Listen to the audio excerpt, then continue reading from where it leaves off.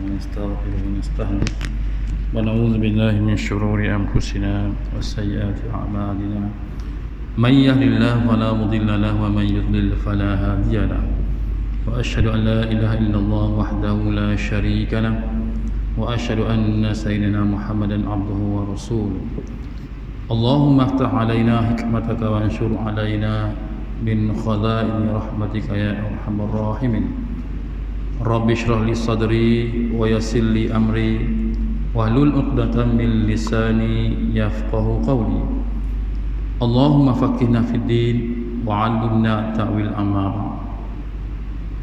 Yang dikasihi, dihormati sidang jemaah muslimin dan muslimat sekalian, alhamdulillah summa alhamdulillah, syukur kepada Allah Subhanahu Wa Taala yang masih lagi memberi izin kepada kita pinjaman kemudahan secara percuma kepada kita.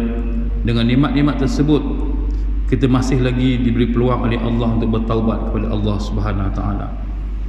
Itulah hikmah kehidupan, tuan-tuannya.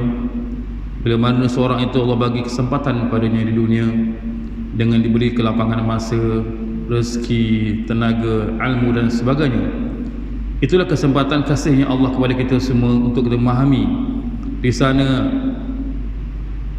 ada perkara yang perlu kita fahami, bahawa hayat kita yang masih lagi berbaki hari ini, ada kesempatan Allah bagi kepada kita untuk kita bertaubat, mohon ampun kepadanya di atas kehidupan kita hari ini. Terlalu banyak kesalahan-kesalahan, dosa-dosa yang kita lakukan, sama ada sengaja ataupun tak sengaja, tahu ataupun tak tahu. Jadi beruntunglah kita semua hari bila ada kesedaran, kita hadir pada rumah Allah, datang untuk bersama berkongsi tentang ayat-ayat Allah yang dibacakan untuk beri peringatan kepada kita, dan kita mengambil yang tiba daripada pesanan tersebut, peringatan tersebut, untuk kita jadikan sebagai panduan dalam kehidupan kita hari ini. Moga-moga bila kita dipanggil oleh Allah Subhanahu Wa Taala, apa yang kita lakukan selama ini, ya, kebaikan-kebaikan yang kita buat selama ini, dibawa bertemu dengan Allah Subhanahu Wa Taala untuk dapat diperhitungkan oleh Allah Subhanahu Wa Taala. Moga-moga dengan perhitungan tersebut, tuan-tuan, segala amal baik kita yang kita bawa itu, kita mendapat tempat yang terbaik di sisi Allah Subhanahu Wa Taala. Allah memperingatkan kepada kita dalam surah Al-Qasas ayat 84 yang berbunyi, A'udzubillahi minasyaitonir rajim, man jaa'a bil hasanati falahu khairum minha wa man jaa'a bis sayyi'ati fala yujzal ladzina 'amilus sayyi'ati illa ma kanu ya'malun. Shadaqallahul azim. Peringatan Allah yang bermaksud, barang siapa datang dengan membawa kebaikan, maka dia mendapat pahala yang lebih baik daripada kebaikan yang itu. Dan barang siapa yang datang dengan membawa kejahatan, maka orang-orang yang telah melakukan kejahatan itu hanya diberi balasan seimbang dengan apa yang dahulu mereka lakukan. Shadaqallahul azim. Inilah maksud bagaimana peringatan Allah kepada kita, tuan-tuannya.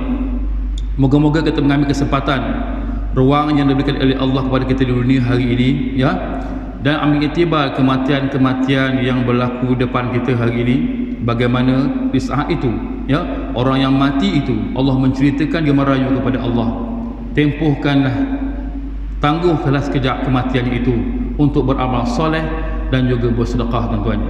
Jadi amal soleh dan bersedekah ni, tuan-tuan, satu perkara yang patutnya kita jadikan sebagai satu landasan, ya, landasan dalam hidup kita hari ini untuk muhasabah diri kita, tuan-tuan. Adakah setiap hari dalam hidup kita hari ini yang kita lakukan itu amal soleh? Adakah setiap hari dalam hidup kita, tuan-tuannya, kita bersedekah, tuan-tuannya? Bersedekah inilah satu perkara yang mudah yang akan menjadi pembantu kepada kita.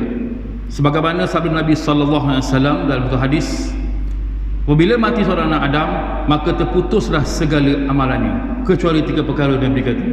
Yang pertama yang kita buat sendiri di dunia, tuan-tuan, itu bersedekah, tuan-tuannya. Sebab tu sedekah ni, tuan-tuan, kita sendiri yang buat.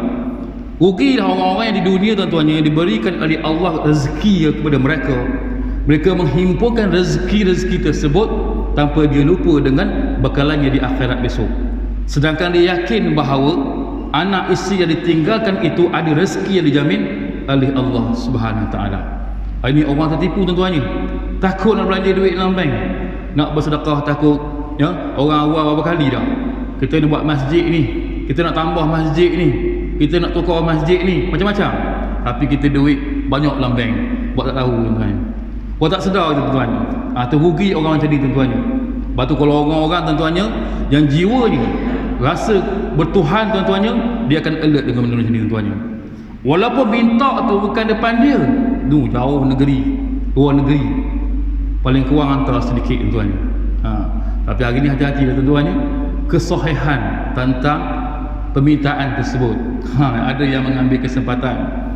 Waktu saya dulu dalam bidang saya dulu buat ceramah tentang kuliah tentang sedekah ni, memang masa tu tuan-tuannya banyak sangat dengan sindiket-sindiket yang berlaga di sekitar negara kita yang ambil kesempatan dengan kemurahan hati kita semua tuan-tuannya.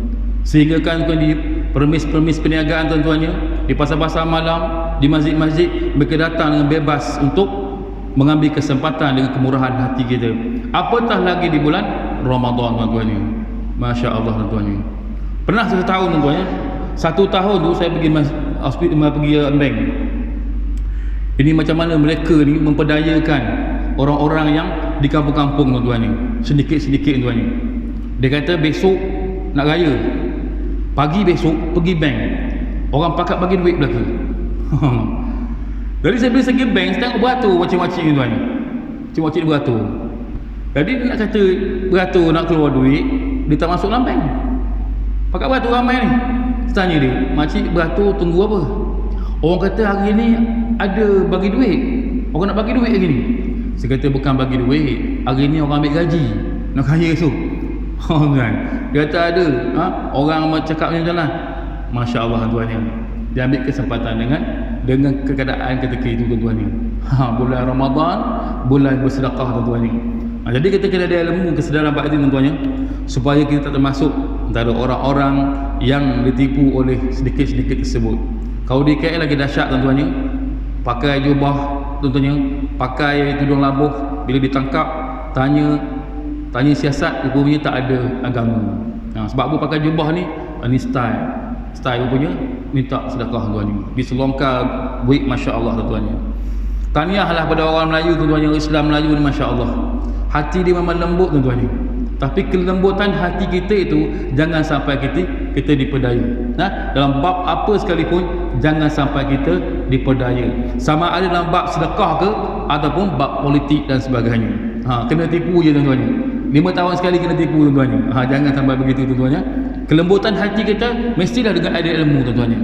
Bila disampaikan satu perkara pada kita, ilmu itulah yang menjadi guideline kita tuan-tuannya. Bagaimana untuk kita meneruskan apa yang berada di depan kita tuan-tuannya. Sekali lagi bersyukurlah pada Allah Ta'ala, kita semua hari ini diberi kesempatan oleh Allah Subhanahu Ta'ala, ya, dengan perkara-perkara hari ini yang berlaku depan kita masih lagi boleh tentunya menghadapi hidup dunia hari ini dengan ujian Allah Subhanahu Wa Ta'ala tuan-tuannya. Sebab tu ujian-ujian Allah datang pada kita hari ini tuan-tuannya adalah untuk mematangkan lagi iman kita kepada Allah Ta'ala.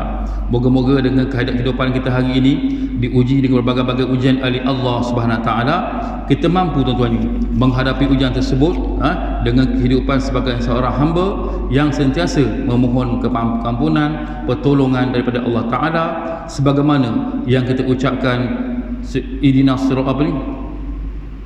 Iyyaka na'budu wa iyyaka nasta'in. Engkaulah yang kami sembah ya Allah, engkaulah yang kami memohon permohonan Allah. Sebab tu tuan-tuan nak aplikasikan ayat ini tuan-tuannya, kadang-kadang banyak sangat rintangan. Syaitan sentiasa datang menggoda kita, merayu kepada kita supaya kita jangan memohon pertolongan daripada Allah, minta pada makhluk tuan-tuannya. Inilah zaman hari ini, banyak hari ini penerangan dibagi tentang perkara begini. Moga-moga kita mendapat tuan-tuannya, mendapat kebaikan di atas penerangan-penerangan yang telah diberikan kepada kita selama ini tuan-tuannya. Sebab tu tuan-tuan, hari ini kita kongsi hari ini berkenaan dengan sempena Ramadan.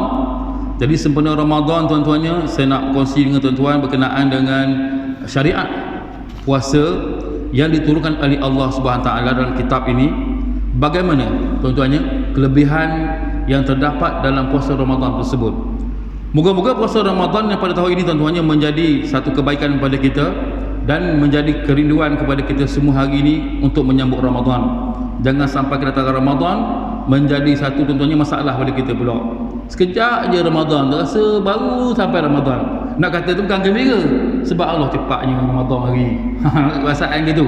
Jadi kita hari ni biar kerinduan kita dengan syariat Ramadan ini, puasa Ramadan ini, suatu yang kita tunggu-tunggu tuan-tuan ni, ya, dalam hidup kita tuan-tuan ni. Bersyukurlah bila mana jiwa kita mendapat jiwa yang kuat tuan-tuannya untuk menghadapi syariat Allah yang diturunkan oleh Allah Subhanahu wa taala tuan-tuannya. Sebab tu tuan-tuannya, ayat tadi yang dibacakan tadi, barang siapa datang bawa kebaikan, maka dia mendapat pahala yang lebih baik daripada kebaikannya itu. Gandaan ganjaran Allah Taala kepada kita tuan. 700 kali ganda ataupun lebih, ya. Masalul ladzina yunfiquna amwalahum fi sabilillah. Misalan perumpamaan digandakan ganjarannya tuan-tuan. Apatah lagi bulan Ramadan tuan-tuannya, berkali ganda lagi ganjaran tersebut yang menanti kita tuan-tuan ni.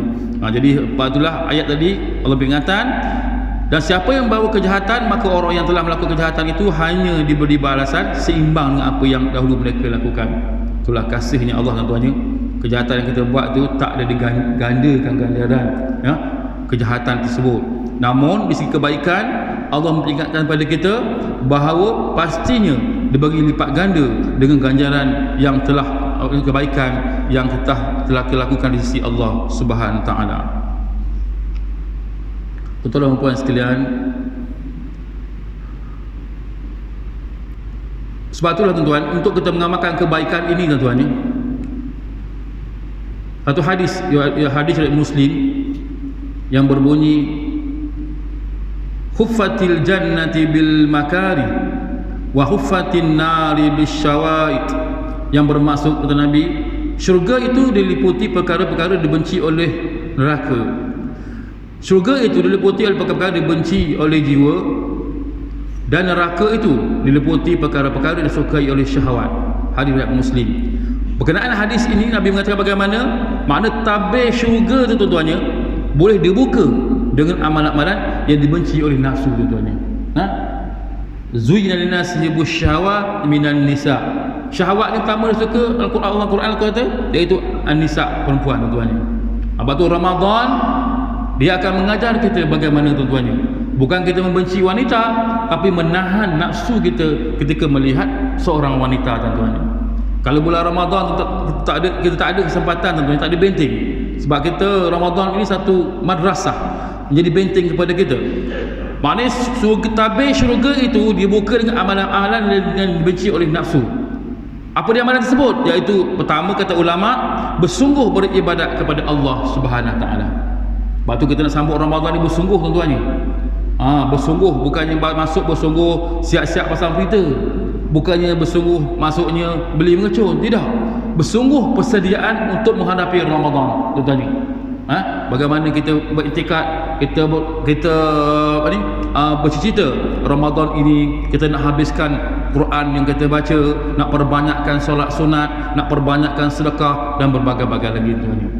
Jadi bila ada niat-niat begitu tuan-tuannya, insya-Allah sampai kepada Ramadan dibuka pintunya, insya-Allah kita beristiqamah perkara tersebut tuan-tuannya. Tabir syurga ini apa lagi? Amalan-amalan dibenci oleh nafsu, iaitu bersabar ketika ada halangan.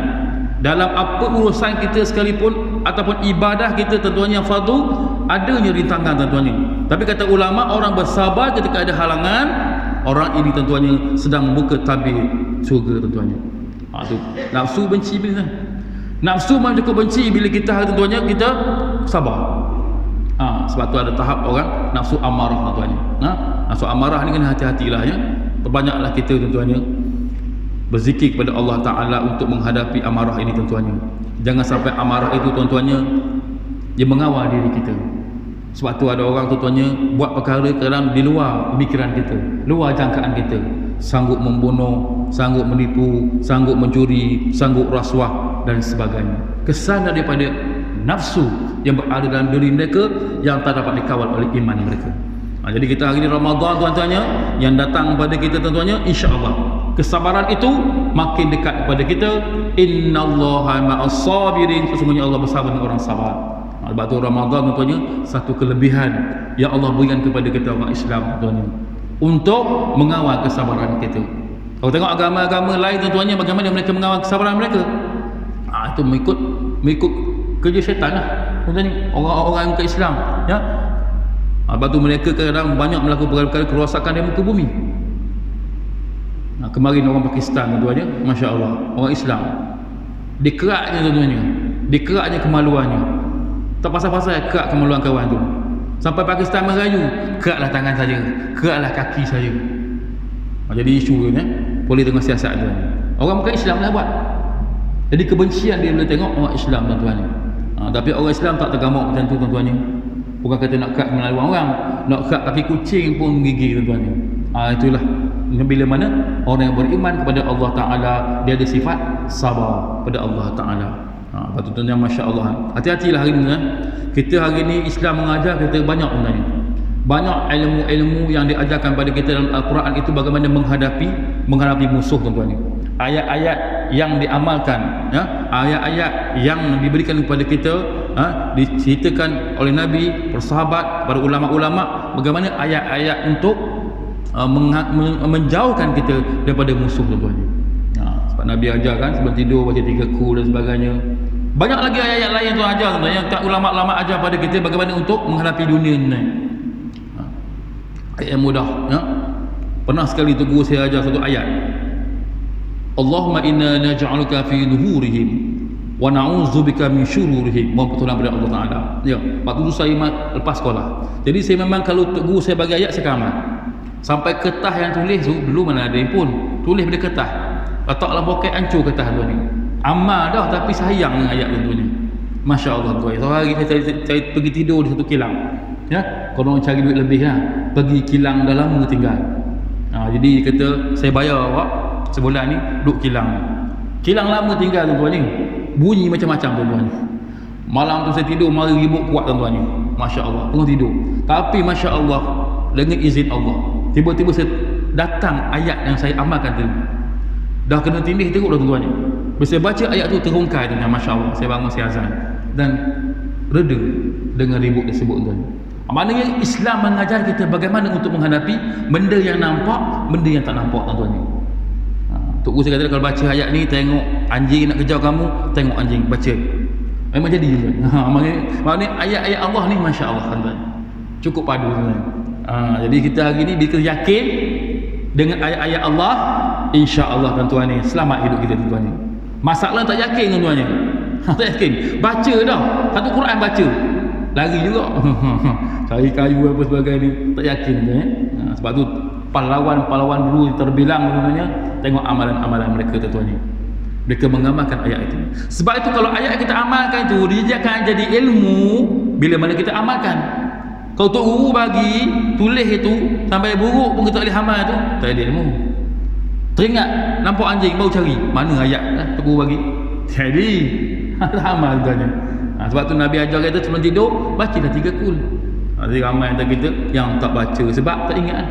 Tak ingat, perut kenyang makan banyak memang tak ingat tuan-tuannya. InsyaAllah bulan Ramadan makan kita jaga, insyaAllah kita akan ingat dengan apa yang diajarkan kepada kita oleh guru ataupun sahabat ataupun Nabi SAW. Yang ketiga kata ulama, ya, orang yang membuka tabir syurga ini dengan amal-amalan yang mencegah nafsu. Yang ketiga, menahan perasaan marah. Dan yang keempat, memaafkan orang lain, bersedekah dan sebagainya. Inilah tabir-tabir syurga hari yang dibuka dengan amalan-amalan dibenci oleh nafsu tuan-tuan. Sebab tu nafsu tak pernah mengajak manusia ke arah jalan kebaikan. Sebab tu hari ini kita perlu perkuatkan iman kita. Moga nafsu yang ada pada kita dapat kita tundukkan, dapat kita kontrol tuan-tuan ni. Tabir neraka boleh kata dibuka dengan amalan-amalan yang disenangi oleh syahwat tuan-tuan ni. Apa dia? Sudahnya pasti-pasti benda yang jelas haram. Ini tuan-tuannya, tabir neraka senang sangat nak buka tuan-tuan ni. Apa dia? Benda-benda yang haram, zina, judi, tipu orang, fitnah dan sebagainya. Tu hari ni banyak mana tabir kita buka. Sama ada tabir kita buka syurga ke tabir neraka yang kita buka hari ni tuan-tuan. Jadi kita hari ni sabar diri sendirilah supaya ayat yang dibacakan tadi dalam surah Al-Qasas tadi, kebaikan-kebaikan kita bawa temu dengan Allah Ta'ala, kita mendapat ganjaran berkali-kali ganda ganjarannya tuan-tuan ni. Moga ganjaran kita boleh syafaat, boleh pula tarik pada mak ayah kita dan sebagainya, mencari mereka dalam syurga Allah Subhanahu Wa Taala.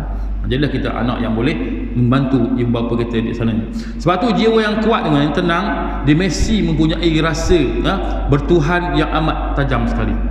Kata ulama, orang yang alert dengan diri mereka, jiwa mereka yang kuat tuan-tuannya, jiwa mereka yang tenang, dengan sentiasa membuka tabir syurga ini, kata ulama, dia pastinya mempunyai apa-apa perkara, iaitu orang jiwa yang tenang kuat ini, dia akan sentiasa Allah dalam ingatannya. Sebab tu tengok sebenarnya amalan-amalan seorang itu sentiasa berzikir kepada Allah, insya-Allah tuan-tuan ya, dengan ayat-ayat kita baca ni tuan-tuan, masya-Allah tuan-tuan. Sebab tu dulu kalau kampung saya ya, dulu kita hospital kurang, tapi biasanya orang kampung kalau sakit apa, dia akan jumpa Tok Imam baca ayat tu, baca paling kurang pun Nabi ajar kita baca Al-Fatihah kan 10 kali. Sakit apa sekali bacalah, baca. Sebab tu boleh sembuh. Tapi kita hari ni tak baca dan tak ada keyakinan ya, sebab mungkin Allah itu datang pada kita waktu kita susah, waktu sakit sahaja. Namun waktu senang, waktu kita sekenyak, waktu kita diberi kesempatan ruang oleh Allah, kita lupa kepada Allah Subhanahu Wa Taala. Hanya sekadar 5 waktu sehari nak sembahyang baru ingat Allah. Jadi silap kita Ramadan ini akan mengajar kita. Dan merasa malu bila membuat dosa tuan-tuan. Orang yang jiwa yang kuat ini, kata ulama ya, yang membuka tirai, sentiasa buka tirai syurga ini, bagaimana mereka ni akan berasa malu bila buat dosa, buat salah. Tersilap cakap je, minta maaf saya tadi silap cakap. Bukan harga RM2, harga RM1.90 macam-contohnya. Walaupun sikit je kesalahan buat tu, tapi rasa malu pada diri sendiri. Hari ni ramai orang tak malu diri sendiri tu, boleh tipu gitu je. Kalau jual tanah tu beria, tanah ni memang bagus, first class, banjir tak ada, tanah awak campur apa pun masih tumbuhnya. Kawan ni belilah beratus-ribu, sebulan tu tenggelam habis. Tu tuan-tuan, tu kaedah yang hari ni ada, yang ada hari ni lah. Banyak menipu, sedangkan yang tipu tak apa dapat, tak ada juga dapat jutawan, hanya kepuasan boleh jual harta je. Itu hari ni kita jangan jadi begitu tuan-tuan ya. Nanya korang ya, orang yang begini sangat sensitif dengan kebaikan. Sebut je ada nak buat kebaikan apa-apa, pantang masjid buat pengumuman hari Jumaat, InsyaAllah tuan-tuan minggu depan yang nak sambut Ramadan, kita nak buat nak packing makan untuk buka puasa. Masya Allah, tak sampai sehari tutup tabung. Tak maaf tuan-tuan, tabung dah penuh. Tahun depan pula kita pun frah ya. Allah, cepat betul Masjid Taurik ni penuh. Sebab ada perasaan bertuhan itu, merasakan nak belum lama fastabiqul khairat, membuat kebaikan. Sebab yakin dengan ayat Al-Qasas tadi, ganjaran pahala kebaikan yang kita bawa kepada Allah, Allah gandakan berlipat kali ganda tuan. Sebab kita ni akhir zaman tuan-tuan ya. Sepatutnya itulah hari ini dalam diri kita. Majoriti kalau ada kita hari ni tuan-tuan, kita dah berumur semua dah, pencing, banyakkan pencing dah. Nak kata duit itu berlambak-lambak tuan-tuan. Jangan risaulah, anak kita tak ada tak boleh makan, cucu yang kita tinggalkan itu boleh makan, isteri yang kita tinggal itu ada rezeki dia tuan-tuan. Jangan kita rasa kita hari ni takut takut bila kita mati besok nak makan apalah kau besok. Kita jangan risau, rezeki itu telah ditentukan oleh Allah Subhanahu Taala. Jangan tertipu dengan pujuk rayu nafsu kita tuan-tuan ya. Nak rasa kerekut sangat untuk bersedekah tuan-tuan. Sebab Allah menceritakan surah Al-Munafiqun, manusia memohon kepada Allah akan tempuh kematiannya sebentar waktu untuk beramal soleh, buat kebaikan dan juga bersedekah jalan Allah Subhanahu Taala tuan-tuan. Jiwa yang kuat, kata Muhammad juga ya, rasa simpati apabila lihat orang dalam kesusahan tuan-tuan. Sebab tu orang begini tuan-tuan, masya-Allah. Bukan tengok orang dalam kesusahan, kucing masih jatuh longkang tu Allah menangis tuan-tuan. Ada perasaan belah kasihan tuan-tuan. Inilah yang diajar oleh Nabi sallallahu alaihi wasallam. Datang Islam bukan saja menghapus perkara yang batil, tapi juga untuk meresapi jiwa umat Islam rasa belas kasihan sama makhluk tuan-tuan. Sebab tu tuan-tuan, kita hari ini dalam Islam hari ini alhamdulillah kita dapat memplikasikan apa yang hari ini yang diajar oleh Nabi sallallahu alaihi wasallam tuan-tuan. Insya-Allah tuan-tuannya, moga-moga tuan-tuannya kita mendapat kebaikan di atas sedikit penerangan tadilah. Kita kongsikan berkenaan dengan puasa tuan-tuannya. Sebenarnya Ramadan ya, nanti Ramadan tak ada tazkirah Ramadan. Puasa nanti solat isyak, tarawih, terus balik rumah untuk tadarus di rumah. Kalau nak tazkirah di rumah. Beli satu kitab Fadilah Amal, baca kepada isteri dan anak-anak kita tuan-tuan. Lepas tu pula kalau nak tazkirah boleh lepas subuh boleh. Sekejap, tapi kita kerja kan. Jadi saya ambil kesempatan ini untuk menerangkan kepada tuan-tuan berkenaan kitab ini, Keindahan Islam di sebalik hikmah pensyariatan berkenaan dengan puasa. Para ulama telah ijma' bersepakat berkata bahawa puasa itu adalah salah satu daripada rukun Islam. Telah dimaklumi bahawa ia adalah sebahagian daripada agama. Mereka juga bersepakat mengatakan bahawa sesiapa yang mengingkari kewajipannya ini puasa ini adalah kafir. Ini ijma' sepakat ulama tuan-tuannya. Maknanya beratnya puasa ni tuan-tuannya dia sama dengan sembahyang tuan-tuannya. Sebab tu hari ini puasa hari ini menjadi kepatuhan kepada manusia umat Islam khususnya mereka yang meninggali kata ulama ya mengatakan bahawa siapa yang mengingkari kewajipannya adalah kafir. Nak kata berat tak berat, itulah hukum dia tuan-tuannya bila meninggalkan puasa tuan-tuannya. Masya-Allah tuan-tuannya. Sebab tu kata Imam Zahabi pula. Imam Zahabi mengatakan siapa yang tinggal puasa Ramadan tanpa uzur, dia lebih teruk daripada penzina, makan harta orang, makan mati orang, peminum arak, dan yang paling teruk sekali kata Imam Zahabi diragui Islam mereka. Maknanya berat ni dalam Islam tentang puasa Ramadan syariat Allah Subhanahu Wa Taala. Sebab tu ada orang tak ambil hal tuan-tuannya. Ramadan sama dengan bulan-bulan lain bagi mereka. Tapi kita sebagai umat Islam sampaikanlah tuan-tuannya, moga-moga mereka dilindungi oleh Allah Subhanahu Wa Taala. Kebaikan kelebihan puasa dalam bulan Islam. Puasa dalam Islam mempunyai pelbagai kebaikan dan kelebihan. Antara yang terpenting apa dia? Yang pertama kata penulis kitab ini, puasa membawa kepada ketakwaan, iaitu dengan menunaikan perintah Allah dan meninggalkan segala larangannya dengan niat untuk mencari radha-Nya. Allah berfirman dalam surah Al-Baqarah, ya ayyuhalladzina amanu kutiba alaikumusyamu kama kutiba alal ladzina min qablikum la'allakum tattaqun. Dari segi tauhidnya kita nak sampai kepada makam orang yang bertakwa kepada Allah Subhanahu Wa Taala. Senang tak senang nak takwa? Senang sangat dalam Islamnya kalau kita puasa itu kerana Allah Subhanahu Wa Taala. Sebab tu Allah mewajibkan puasa. Kalau disunatkan mungkin kita nak buat. Sebab wajib itu, puasa itu, sebalik puasa itu ada takwa yang Allah nak berikan kepada kita. Yang kita cari-cari hari ini takwa kepada Allah Subhanahu Wa Taala. Sebab tu hari ini Allah mewajibkan puasa. Kalau sunatkan mungkin ramai yang tak buat sebagai alasan tentunya. Ahli tafsir berkata, ayat ini membayangkan bahawa jika kamu melakukannya, maka kamu akan mencapai ketakwaan. Takwa merupakan satu sifat yang paling mulia dan paling tinggi yang dapat dicapai oleh seorang hamba. Inna akramakum indallahi atqakum, kata Allah. Orang yang paling mulia di sisi Allah pada dia, orang yang bertakwa kepada Allah Subhanahu Wa Taala. Sedang susah takwa, cukup senang. Ramadan Allah sediakan la'allakum tattaqun. Syarat berpuasa kerana Allah Subhanahu Wa Taala dan menjaga adab-adab dalam Ramadan tuan-tuannya. Sebab itulah Ramadan tuan-tuannya dia mengajar madrasah yang mendidik kita, jaga mata kita.